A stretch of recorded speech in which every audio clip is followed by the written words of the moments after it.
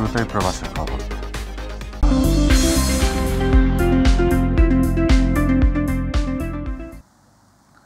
মালয়েশিয়ার ইমিগ্রেশন পুলিশের অভিযানে হুন্ডির 12 লাখ রিঙ্গিত, যা বাংলাদেশি টাকায় 3.5 কোটিরও বেশি অবৈধ অর্থ এবং ওই হুন্ডি চক্রের মাস্টারমাইন্ড সহ 6 বাংলাদেশি নাগরিককে গ্রেফতার করা হয়েছে। সোমবার দেশটির বিভিন্ন গণমাধ্যম এই সংবাদ প্রকাশ করেছে। তাদের বিরুদ্ধে অভিযোগ, দীর্ঘদিন ধরে অবৈধ হুন্ডি কার্যক্রম পরিচালনা করছিল বলে হাতে নাতে প্রমাণ পাওয়া গেছে।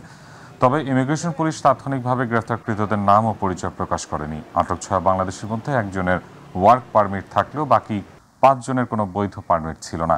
এ সময় অবৈধ লেনদেনের হিসাবের কাজে ব্যবহৃত হিসাব বই, 2টি মোবাইল ফোন, হুন্ডি কার্যক্রমে ব্যবহৃত একটি গাড়ি উদ্ধার করেছে পুলিশ। চক্রটির সাথে সম্পৃক্ততার অভিযোগে একজন স্থানীয় নারী ও আরও 2 জন বাংলাদেশি পুরুষকে জিজ্ঞাসাবাদের জন্য নোটিশ ইস্যু করা হয়েছে। মালয়েশিয়ার রাজধানী কুয়ালালামপুরের ব্যস্ততম এলাকা মসজিদ ইন্ডিয়ার পাশে ইমিগ্রেশন বিভাগের অভিযানের পর শতাধিক ব্যক্তিকে আটক করা হয়েছে। আজ অভিযান পরিচালিত হয়। ইমিগ্রেশন বিভাগের এনফোর্সমেন্ট পরিচালক বশরি ওথমান ঘটনাস্থলে এক সংবাদ সম্মেলনে বলেন, 758 জনকে তল্লাশি করা হয়েছে, যার মধ্যে 171 জনকে অভিবাসন সম্পর্কিত অপরাধের জন্য আটক করা হয়েছে। তাদের বেশিরভাগই ভারত ও বাংলাদেশ এবং কিছু ইন্দোনেশিয়ার নাগরিক।